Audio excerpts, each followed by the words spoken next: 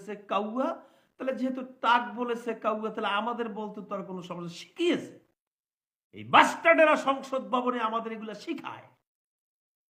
একটা general secretary Awami লীগের, তাকে বলে কাউয়া। আওয়ামী লীগের ভিতরে কাউয়া ঢুকেছে, তাহলে আমি কাউয়াই বলবো, কারণ শিক্ষা তো ওই যে মদন টাক আমাদেরকে দিয়েছে।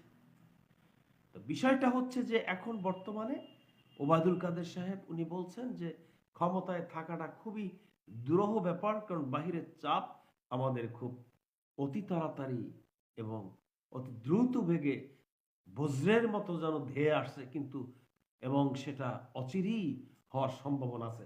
আমি কিন্তু বলছি না, কারণ এই পরিবারতান্ত্রিকের যে সর্বোপরি কথাবার্তা এবং এই যে দালালি ফালালি আমলাগিরি কামলাগিরি, এগুলির ব্যাপারে আমি কিছু কথা বলি, সেটা হচ্ছে এই। তবে হ্যাঁ, এখানে কথা আছে, ভালো মানুষের পক্ষে